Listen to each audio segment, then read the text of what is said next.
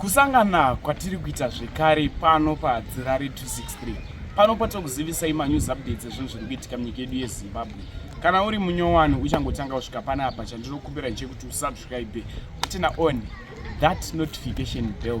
Muri yeZimbabwe update yandinayo yekutanga iupdate iyo yemunhu uyu akapondwa kuChinhoi. Munhu uyu apondwa kuChinhoi, zvakaitika zvinorwadza. Dakusei muchiona nyaya, wanzwa nyaya yonyora mucomment section kuti rest in peace kune uyo akatisiya, nyika yapanduka.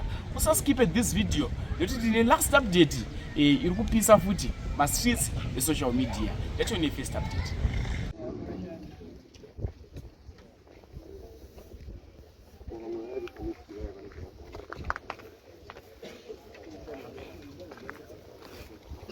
Chitibwe chimaitikira cheta kufunga ndamutsa ma 5 o'clock nemwana wangu akandita babatira avapo, screen yakavhurika, door yakavhurika, uzunkomana ndindaishanda naye. Ndobandamuka ndichinosvika mumba, chitarisa mumba mudining mamuri disorder zvoratidza kuti masechewa mune zvaitika. Nguva iyoyo ndobandabva ndafonera mukadzi wacho ndikamubvunza ndikati maiti mukomana handisi kumuona, mukomana ari kupi? Akanza ndakapedza kutaura nawo nezviroma 9. Tabva ndati inini kundishupa ndiyoti madhozi ese hana kukiwa, screen hana kukiwa, door hana kukiwa. Ndapinda mumba muratidza kuti mudisorder, muratidza kuti pane zvaitika. Ndobva vati iri kuenda naDhumba. Ndobva vati sekuru imi micheye munditore, pane zvanoda kutarisa kumba. Ndobva ndadhiraivha ndikaenda kuSt Ivan's kumba kwemukadzi wacho ndikanovatora. Tichisvika kumba vapinda mumba, pinda kwaita mumba kwatovaratidza kuti pane zvaitika. Mubedroom yese mamuri discharge, makangonyandanuriwa zvoti ndobva tabva tati manje todii. Tiri panguva iyoyo ndafonerwa nemukomana ngachibva kubasa panapo paJuda. Ndiyabva nditi iwe ndiri kuona mota yamavhe yakadzikisiwa windo rekwadhiraivha boeri. Andati munhu iyeye tiri kutomutsvaga, tisimuziva kuti ari kupi. Ndobva ndabva ndati kuna madhamu yacho mire tidhevhe mota tisvike paitikira zvinhu izvozvo pane mota. Otherwise takasvika pane mota toona information yakanaka. Ndofunga ndopa tabva tasvika. Tichisvikawo panapo ndopa tatoona mukomana akasungirirwa ari ipapo. Ndo maitikira zvaita.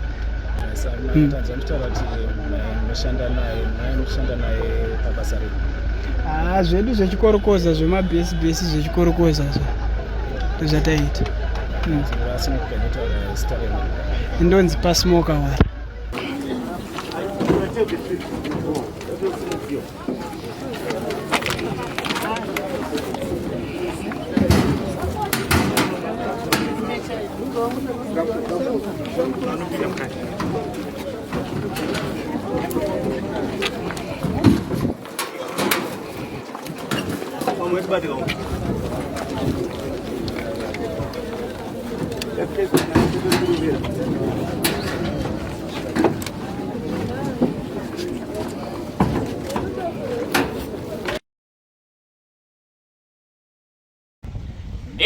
Next update iyo yabuda nemuchechi maprofeti T-Fred muri yeZimbabwe.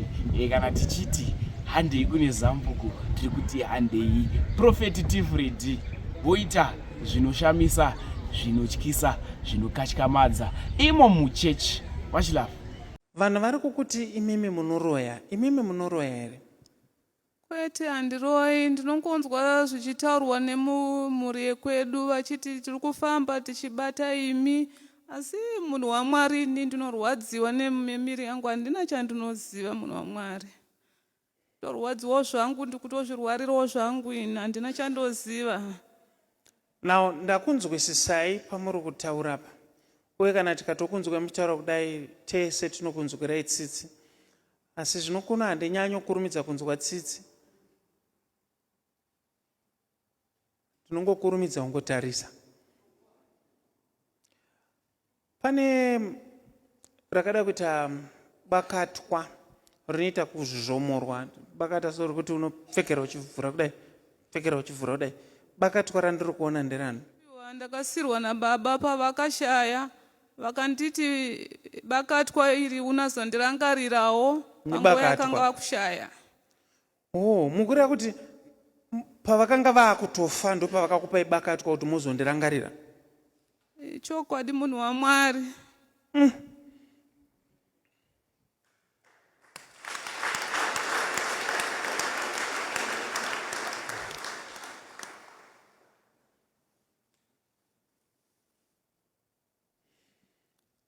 Now,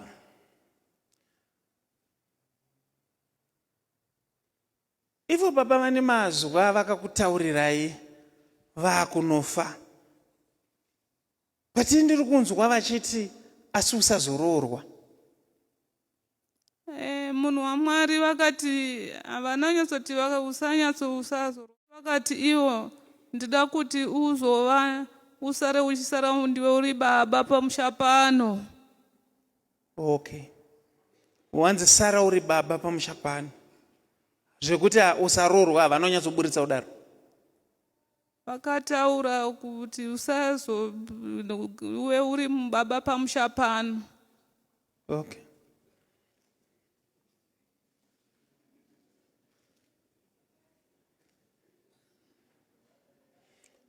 But kwemi zvamaingobvuma zvii zvamaibvumira vachitaura? Maibvuma kai? Munhu waMwari semunhu akanga wachirwara ndakanga ndasisa nyatsonzwa zvakanga vakunyatsotaura semunhu anga panguva yekushaya. Vakanga vachinditi ndiwe uri pamusha pano uchengetedze musha. Asi muchitobvumira nyuti zvakanakai baba? Zvakanakai baba? Chokwadi munhu waMwari. So imimi magona pakuti muna unyanyonditenderera zvakanyanya. Nokuti ndanga ndichitarisa hama dzenyu kuti kupa dziri kukuti imimi munoroyawo here. Because ipapa ndo pane nyaya. Ndobva ndanoona kuti imimi hatingati munoroya, but munhu anogona kuzoti munoti royei, but musinganyatsoroya. I mean, someone anogona kuzopedzera akuda kudaro. Saka kuti tigone kukugadzirirai nyaya yenyu iri pazvamakasiyirwa nababa. Nokuti pamakanga muchitambidzwa bakatwa iri, kubvuma kwamakanga muchiita kusara naro, ndokutambira kwamakanga muchiita zvamakanga muchitambira. Saka kuti zvikuitirei zvakanaka, yatoo nyaya yokuti titongokunamatirai kuti tizviganhure imi wamapora. Amen, munhu waMwari. Saka muchaona kuti pakunamatirai kwandichaita ndichitopedza nemi, bakatwa iroro rinofanira kuti rizouya tozoripisa futi kana kuti tizoridestroya. Muchaona pandopedza nemi hama dzenyu zuva zatotanga kutogara zvakanaka. Saka hatingati imimi munoroya, but tiri kungoti ubakatwa hwaminawo munhukadzi, ukusirwa ubakatwa unzi usaroorwe. Ko imimi sei makazoroorwa imi? Munhu waMwari ndakazongoroorwawo nekuti ndiri munhu kudai ndizoda kuroorwawo.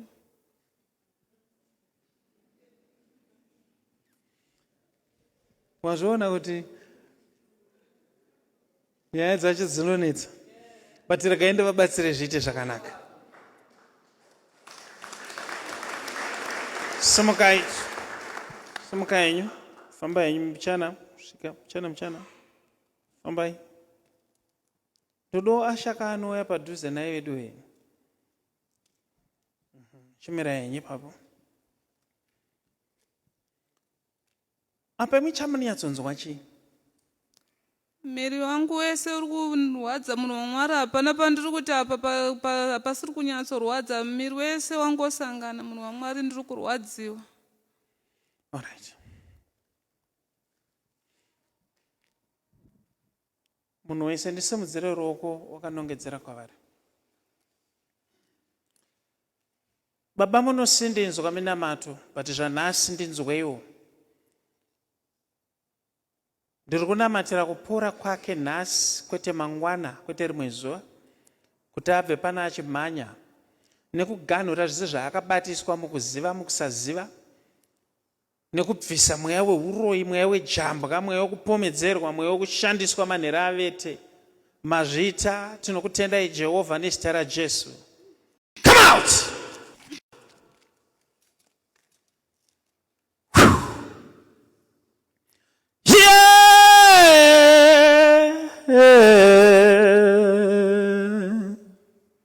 Somebody shout fire. Say fire! Fire! Fire! Fire! Whew.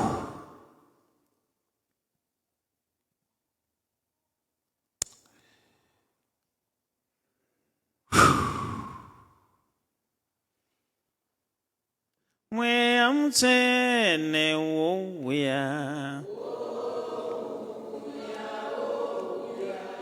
anouya, anouya, achivaima senyeredzi,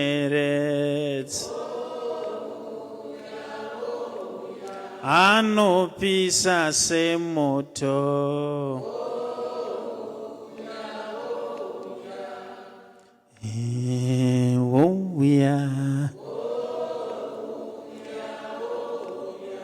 You spirit of sickness, I command you out right now in the mighty name of Jesus. In the mighty name of Jesus. In the mighty name of Jesus. In the mighty name of Jesus. You're free now.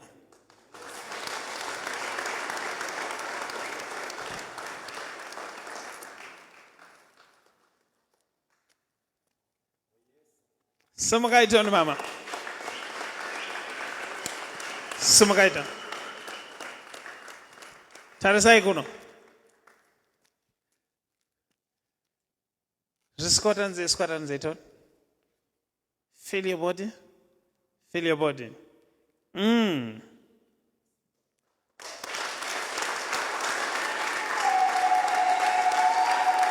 Morogonzo kwasai. Machabasa munhu waMwari. Are you feeling better now? We serve a God who does things instantly. Manya itoni mama tinyatsoona manya itone kuti zvaita. Manya itoni. Yes. Manya itoni. Yes. I love it. I love it. Look at the power of God now. Look at the power of God now. You are free now. You are free now. Chenda ebunogara mchimanya mchimbere. Yes. Yes. Yes. Apana chancha karira pano kamko. Are you ready to dance now? Mutare Revival Night na Prophet Tifredi yauya.